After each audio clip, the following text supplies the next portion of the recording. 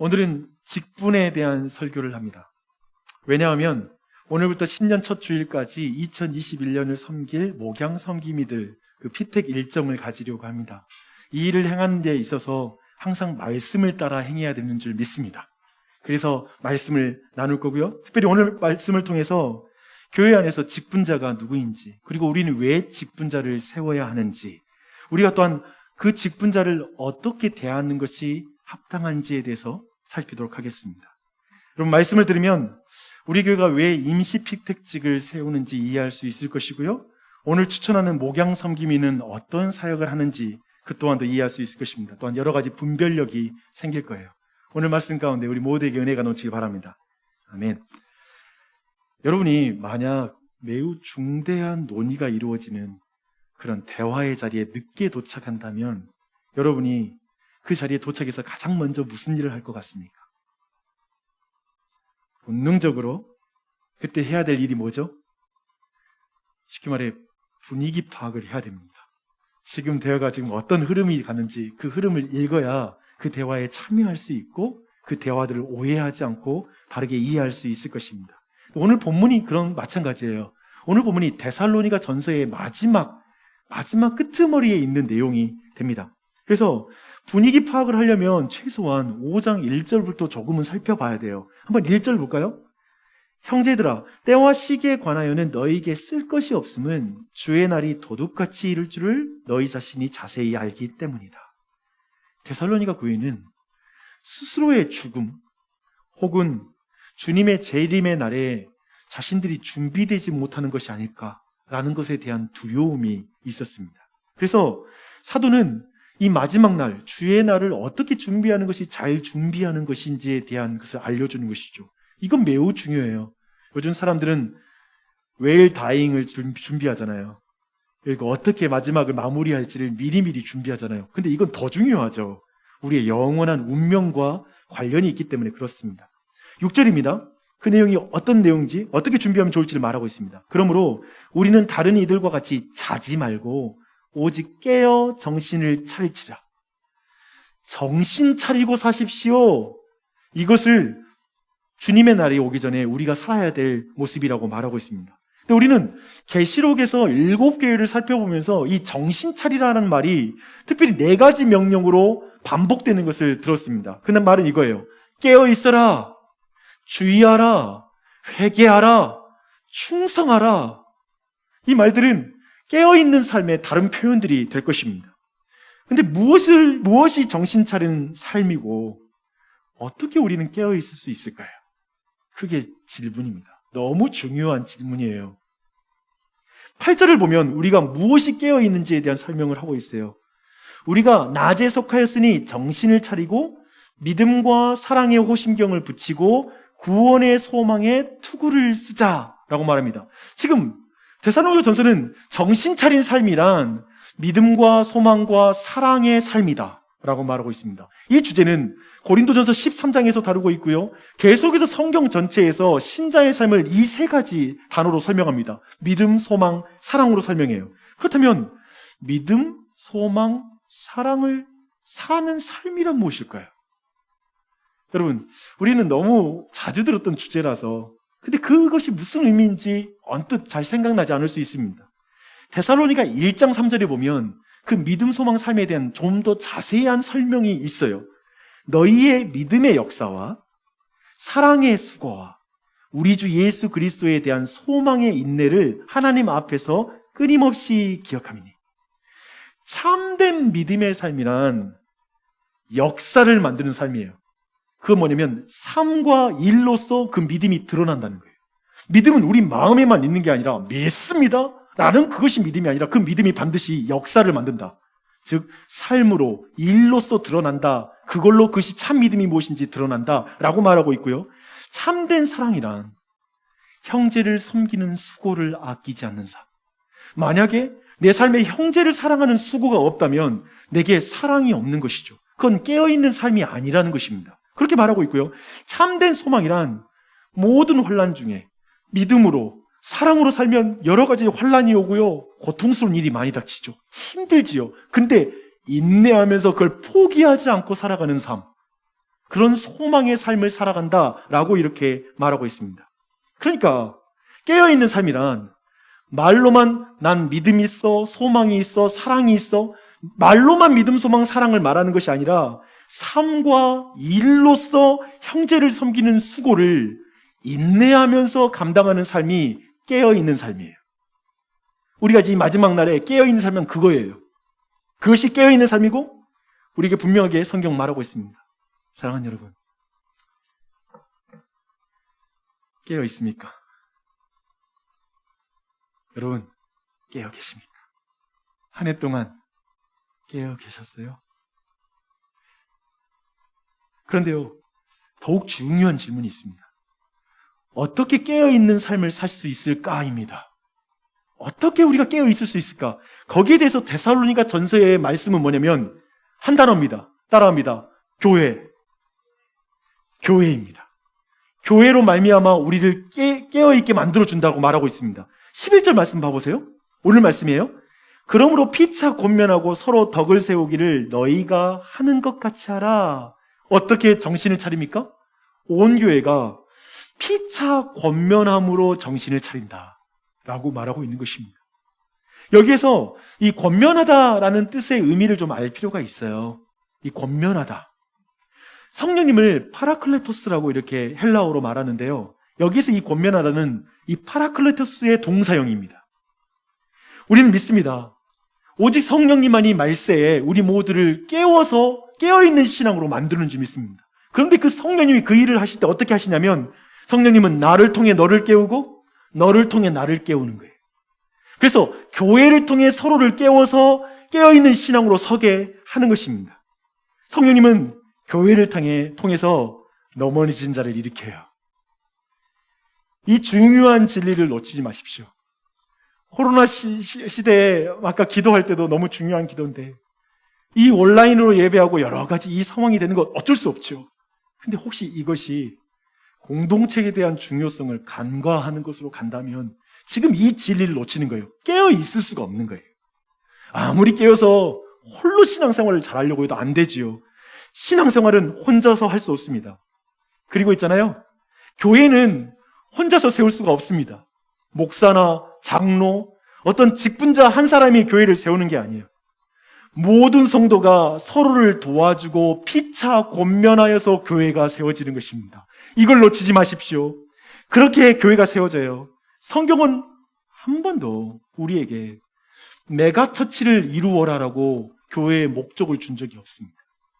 성경은 항상 우리에게 거룩한 교회를 이루어라 라고 명령하고 있습니다. 여러분, 메가처치는 스타 목사에 의해서 만들어질 수 있습니다. 정말 유명한 목사, 유튜브에 설교하면 20만 회 막 이렇게 되잖아요. 그런 분은 어디에다 교회를 개척하잖아요. 처음 시작이 500명이에요. 그리고 정말 매주마다 오는 사람으로 순식간에 1000명, 2000명, 3000명이 됩니다. 한 사람의 스타 목사에 의해서 교회는 그렇게 빨리 성장할 수 있습니다. 하지만 거룩한 교회는 모든 성도들이 피차 깨어서 권면하여 깨울 때에만 그 교회가 이룰 수 있는 것입니다. 나주혁신 장로교가 추구하는 교회는 메가처치가 아니라 거룩한 교회입니다. 우리 이것은 분명히 해야 되겠죠. 우리는 그 거룩한 이 교회를 이루려면 다시 한번 말씀드립니다. 우리 모두가 교회를 세우는 것입니다. 오늘 직분자를 세워요. 추천을 해요. 우린 그 사람 플레이어를 하나 세우고 나서 우리는 뒤에서 관객으로 있다는 것이 아니잖아요. 그런 의미에서 이 부분 분명히 확인해야 됩니다. 우리는 함께 교회를 세우는 것입니다. 그렇죠? 분명히 교회를 세우는 일은 머리 대신 예수 그리스도의 그 명령에 따라 순종하는 그 몸된 교회, 모든 성도들을 통해서 그 교회가 세워집니다. 그런데 오늘 말씀 보니까 12절과 13절을 보니까요, 이 일을 위해서 특별히 세운 사람이 있다라는 걸 말하고 있습니다. 형제들아, 우리가 너희에게 구하노니 너희 가운데 수고하고 주 안에서 너희를 다스리며 권하는 자들을 너희가 알고 그들의 역사로 말미암아 사랑 안에서 가장 귀히 여기며 너희끼리 화목하라. 사도는 지금 교회 안에 특별히 세운 직분자가 있다는 걸 분명히 말하고 있습니다. 그들이 하는 역할은 뭐냐면 수고하고 다스리고 그리고 권하는 일을 한다라고 이렇게 말하고 있습니다. 특별히 먼저 한번 수고한다는 의미를 볼까요? 수고한다는 건 사실 일의 종류를 말하는 건 아니죠. 예를 들면 다양한 직업을 가진 사람이 이 자리에 모여 있을 때 제가 한 해 동안 수고했어요 라고 말하죠. 일의 종류가 아니라 그들이 육체적으로 수고했다는 말이기도 하고요. 사도 바울은 자신의 전체 사역에 대해서 수고했다라는 표현을 하기도 합니다. 그런 의미에서 수고했습니다라는 이런 표현을 하는 것이죠. 근데 직분자는 특별히 배나 수고하는 자들입니다. 그러나 한국교회 현실에 보면 직분자에게 그런 이미지가 아닌 경우도 있는 것 같습니다. 목사나 장로가 수고하는 종이 아니라 모든 권세와 명예를 누리는 주인처럼 보일 때가 있습니다. 왜 직분자가 종이 아니라 주인의 이미지를 가지고 있고 또 수고하는 자가 아니라 누리는 자라는 이미지가 있을까요? 그렇죠. 그런 이미지가 있어요. 직분자는 왜냐하면 이 두 가지 뒤에 그 수고한 다음에 따른 두 가지 일과 관련이 있어요. 특별히 다스리고 권하는 자라는 그 이미지 때문에 왠지 그가 주인인 것 같아요. 그리고 뭔가 누리는 자처럼 계속 보이게 되어 있습니다. 일반적으로 생각할 때 다스리는 것, 곧 운영하고 그리고 권하는 것, 곧 훈계하는 것은 힘 있는 자가 하는 일들입니다. 이 세상에 다 그렇잖아요.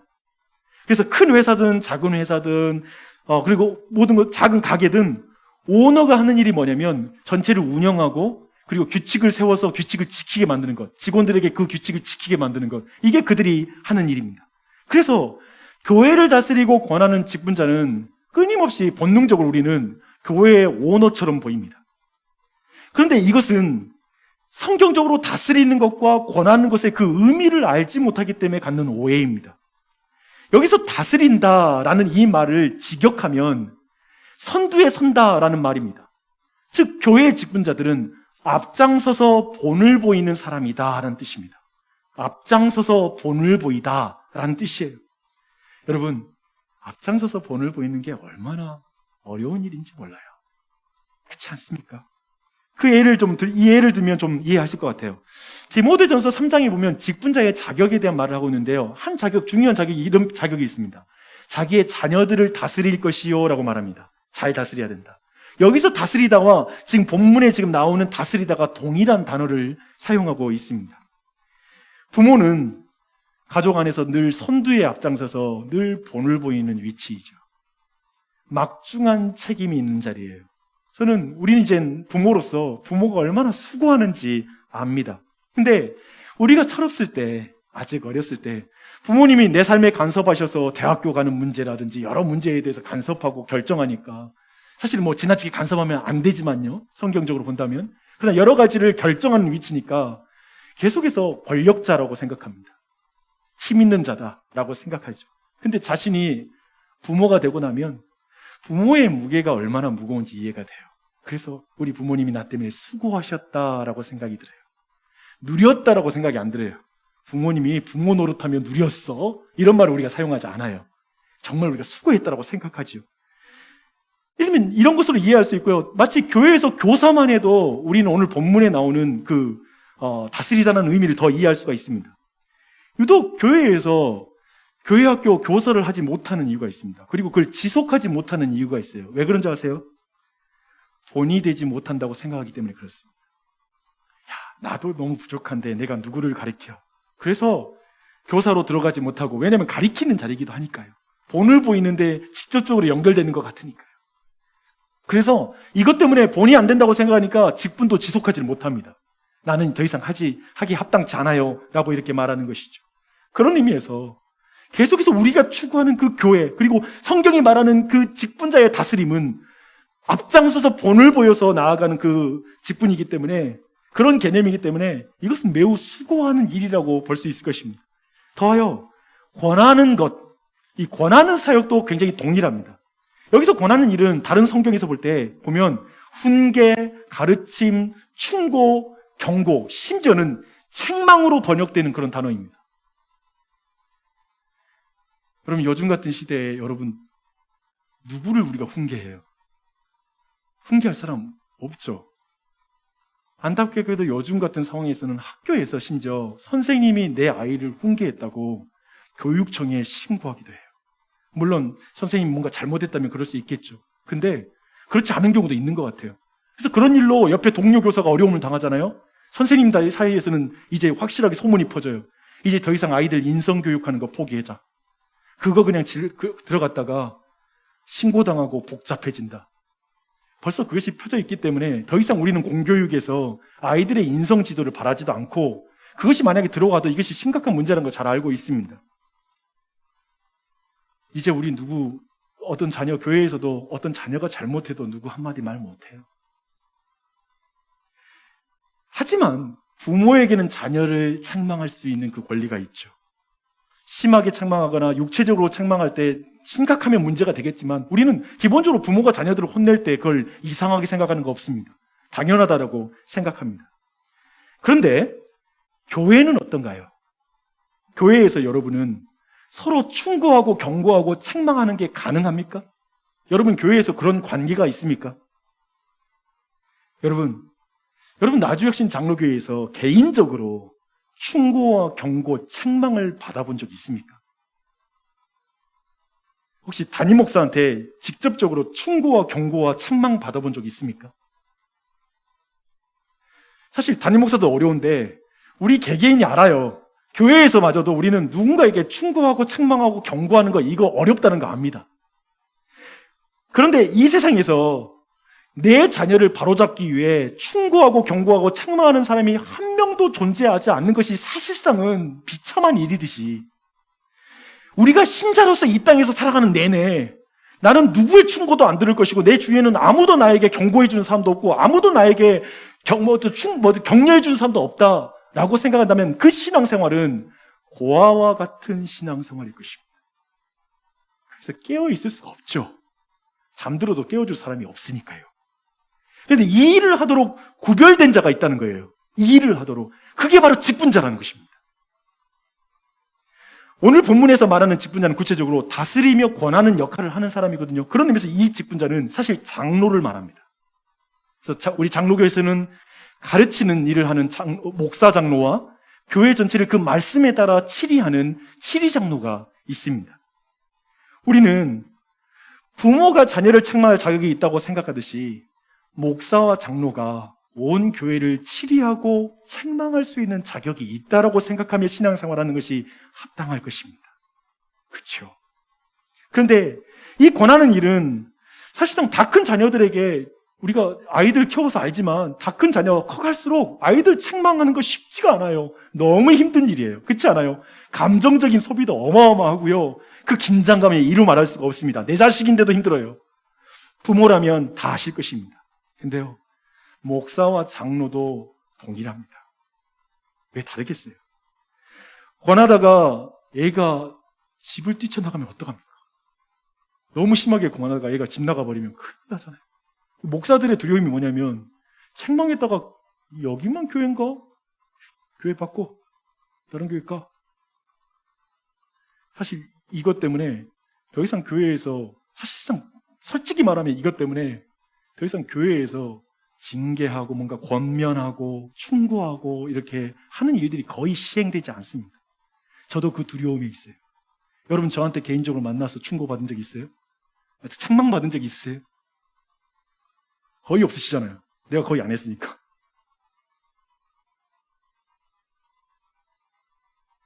근데 부모들 보니까 아이들 혼내고 나서 저녁에 남몰래 눈물을 훔치면서 정말 그렇게 흘리는 부모들 많이 있잖아요. 야, 너에게 아이들 이렇게 책망할 자격이 있어? 너부터 제대로 살지 못하는데 말이야. 막 그런 말을 부모들도 스스로에게 하잖아요. 교회 직분자들도 마찬가지예요. 내가 교우들에게 이런 말 할 자격이 있나? 야, 너는 제대로 살고 있어? 이런 말을 나도 나 자신에게 해요. 혹시라도 내가 누구를 조금이라도 내가 좀 책망하거나 좀 뭔가에 대해서 내가 충고하고 나서 돌이켜서 반드시 그걸 합니다. 이게 쉬운 일이 아니에요. 이게 쉬운 일이 아니에요. 그래서 수고한다는 표현을 쓰는 거예요. 그들의 수고를 알아라. 다스리고 그리고 권하는 일이 수고하는 일이다라는 거예요. 그걸 너희들이 알아야 된다라고 지금 말하고 있습니다. 이렇게 다스리는 것과 권하는 것을 이렇게 이해하면 주 안에서 교회를 다스리며 권하는 직분자의 사역에서 수고함이 보입니다. 사도는 그들의 수고를 알 뿐 아니라 13절에서는 이렇게 말해요. 그들의 역사로 말미암아 사랑 안에서 가장 귀히 여기며 너희끼리 화목하라 라고 말하고 있습니다. 디모데전서 5장 12절을 보니까요, 잘 다스리는 장로들은 배나 존경할 자로 여기라 라고 이렇게 말하고 있습니다. 이런 표현 너무 어색했죠.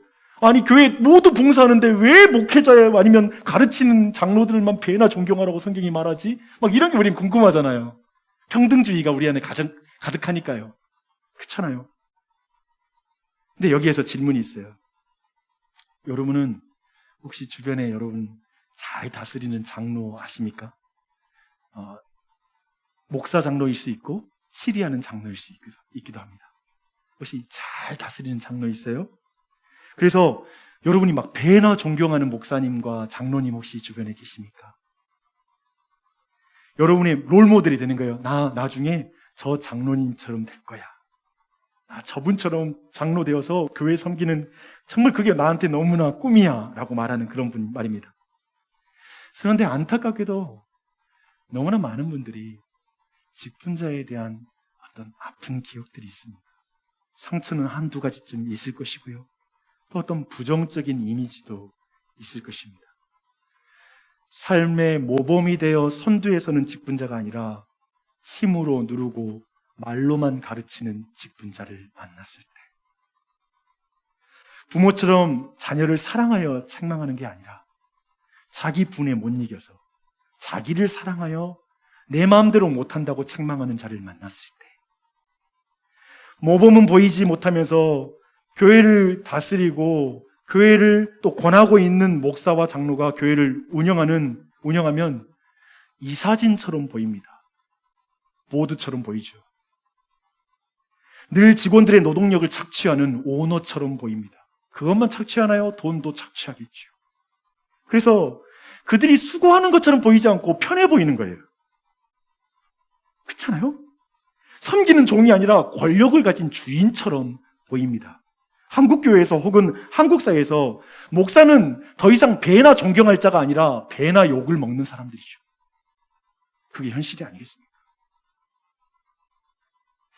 그런 의미에서 성경은 굉장히 예리하게 말하고 있어요. 보십시오.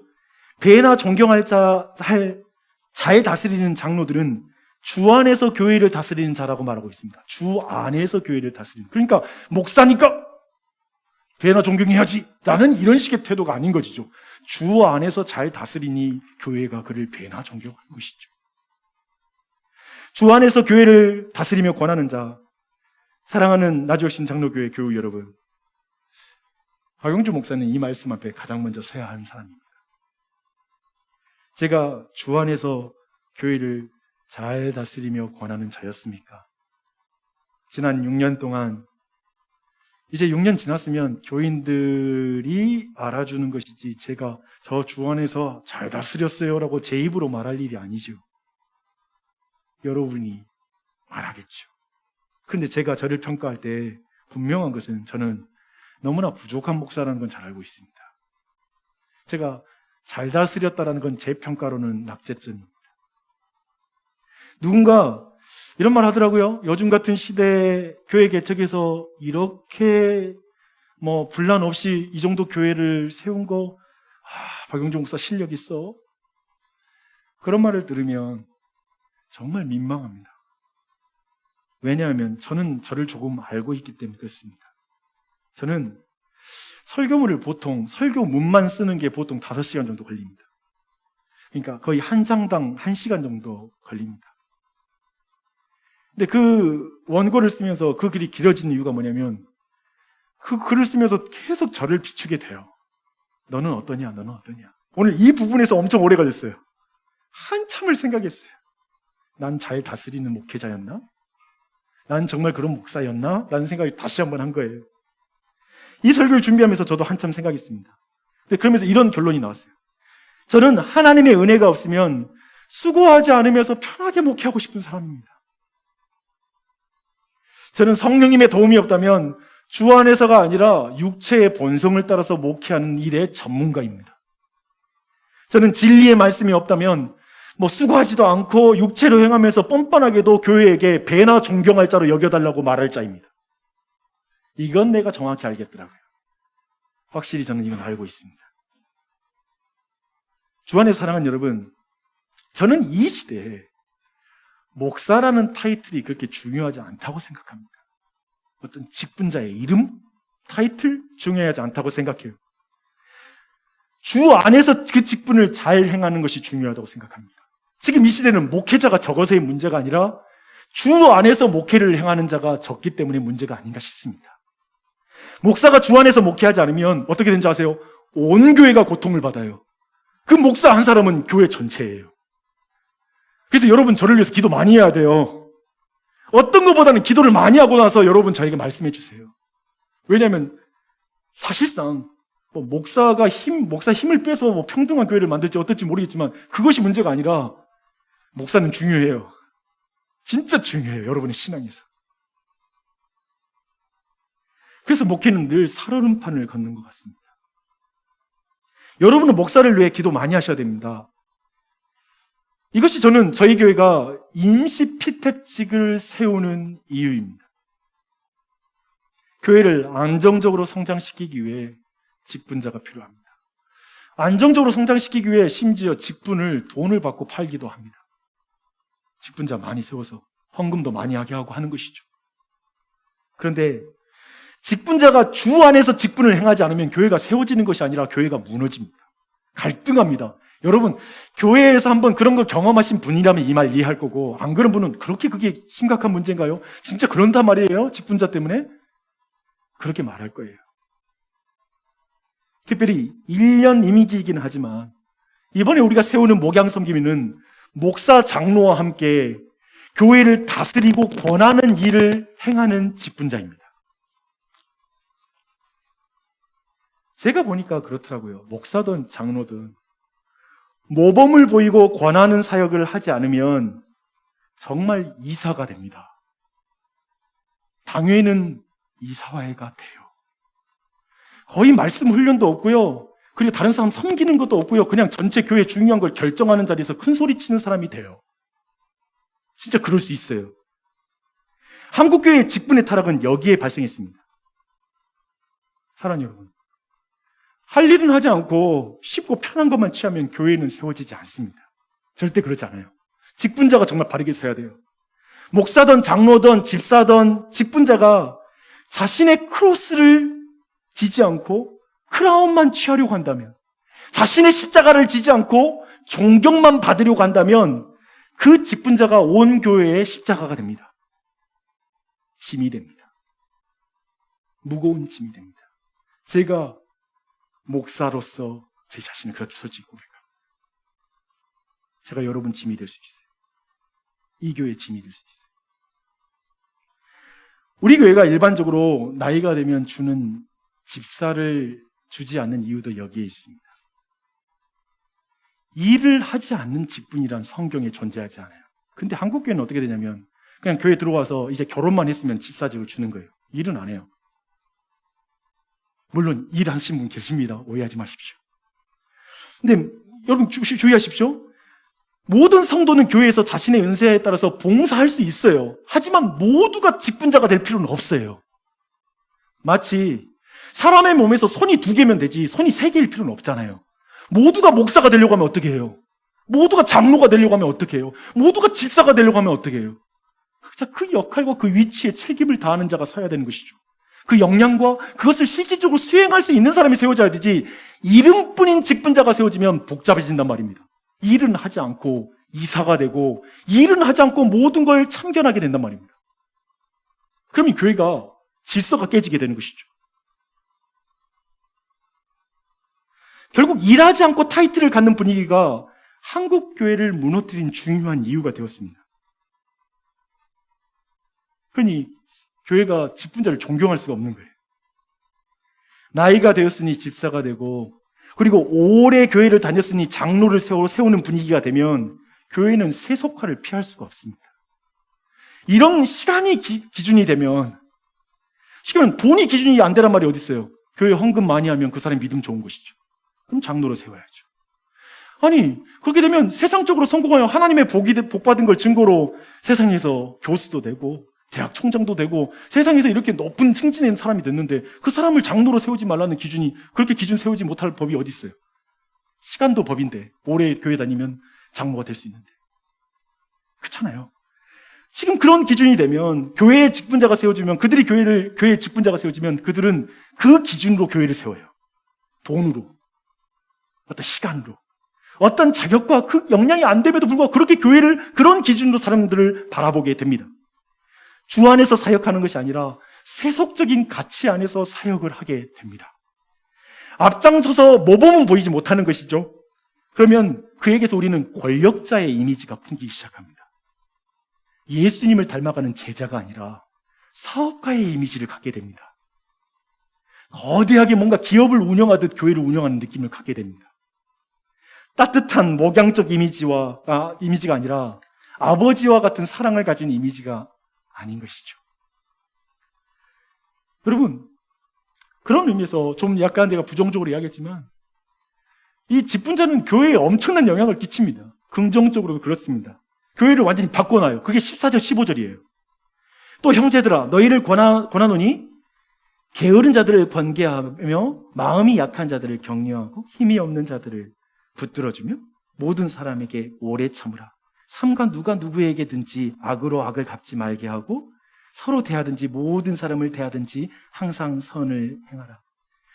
지금 바로 앞에가 지금 직분자가 나왔잖아요. 그 직분자는 모범을 행하는 게 핵심이잖아요. 그렇다면 경건한 직분자는 먼저 지금 모든 교인들에게 하는 이 명령을 먼저 행하는 자인 거예요. 모범을 보이는 거예요. 그래서 마음이 약한 자들을 격려할 줄 아는 사람, 그리고 없는 자들을 붙들어주는 사람, 그리고 그 사람 기본적으로 막 오래 참아, 그리고 인내해, 그리고 악을 악으로 갚지 않아, 그리고 선으로 갚으려고 믿는 사람이든 믿지 않는 사람이든 그런 경향과 그런 복음적인 삶을 살려고 몸부림치는 사람, 그 사람이라는 거예요. 그러한 자가 먼저 직분자가 되어 그들이 세워지는 것이죠. 그래서 여러분, 직분자에 대한 성경의 모든 개념의 핵심은 딱 이거예요.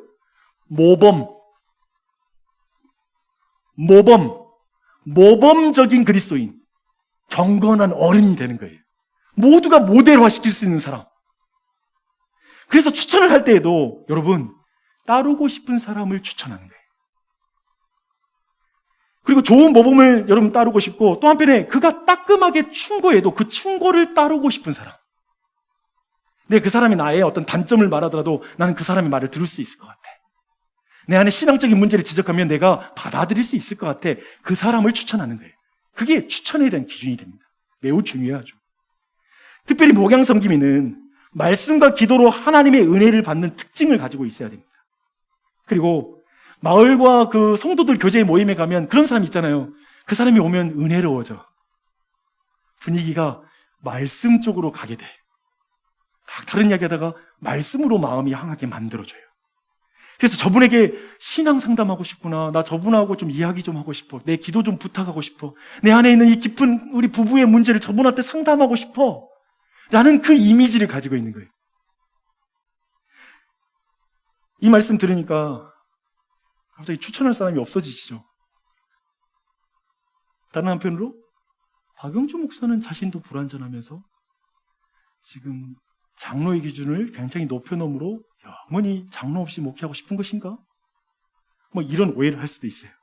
아닙니다. 정말 제가 정말 그랬다면 임시 피택직을 세우지 않습니다. 이런 생각을 안 해요. 임시 피택직은 장로와 집사를 매우 적극적으로 준비하는 과정입니다. 일반적인 교회에서는 임시 피택직이라는 말 들어본 적이 없으시잖아요. 그리고 그들이 모여서 당회처럼 기능한 것을 본 적이 없으시잖아요. 그걸 실질적으로 해나가고 있잖아요. 미리 이렇게 일정한 기간을 훈련하고 준비하여 나중에 그 여러 번 임시 피택직을 거치신 분들 안에서 교회가 확인하고 확신하는 분을 장로와 집사로 이제 안수하여 세우려고 하는 것이 우리 교회의 걸음이 아닙니까? 그러니 완전한 사람을 세우는 것이 아니라 저는 이거예요. 완전한 사람을 우리가 세우고자 하는 것이 아니라 삶의 중대한 문제 앞에서 복음이 답이라고 믿는 사람을 세우자는 것입니다. 연약함이 없는 강한 사람이 아니라 연약함 속에서 십자가 외에는 붙들 것이 없다고 말하는 사람을 세우는 것이죠.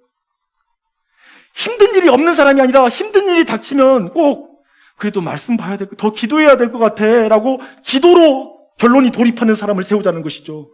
막 너무 혼란스러운 가치 속에 힘들어할 때 우리 말씀 봐야 돼 라고 말하는 사람, 이건 완벽한 사람이 아니죠.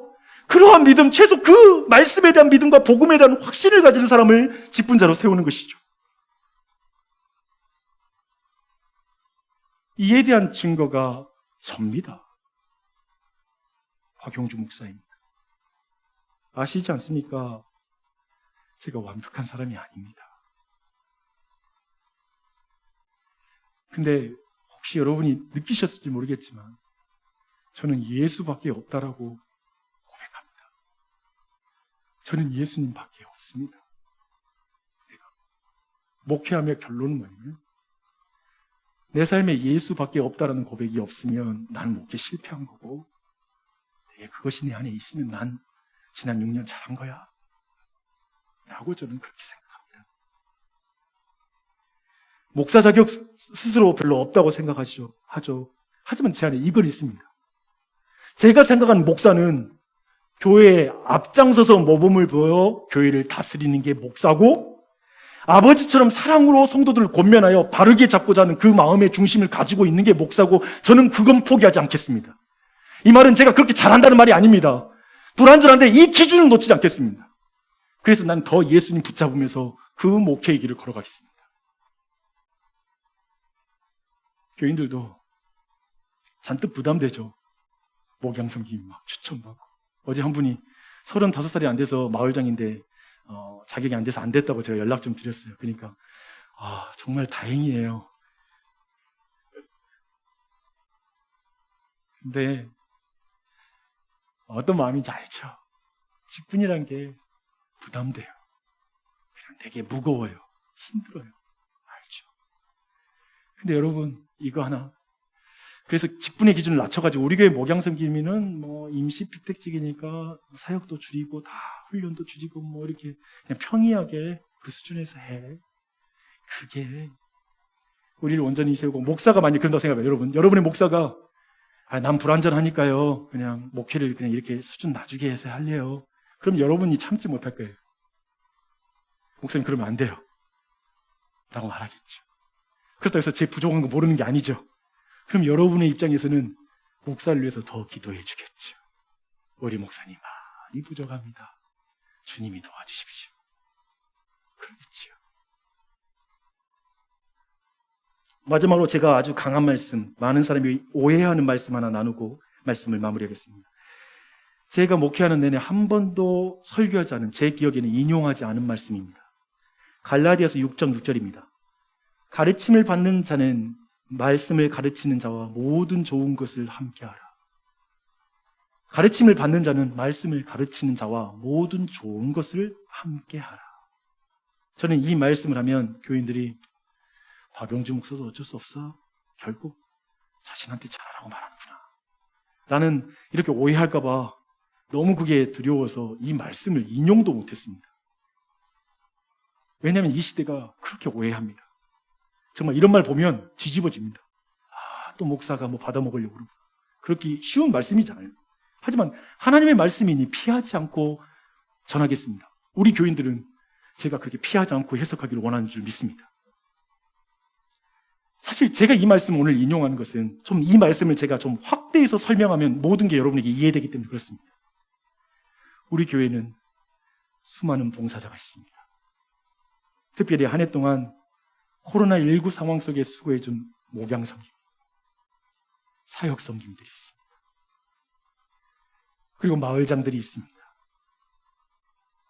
저는 그들의 수고를 주님이 아신다라고 말씀드리고 싶습니다.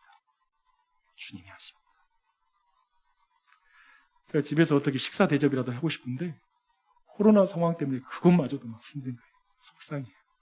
조금이라도 표현하고 싶은데. 근데 주님이 아세요. 그리고 저는 교회에 부탁합니다. 온 교회는 그들의 수고를 알아주십시오.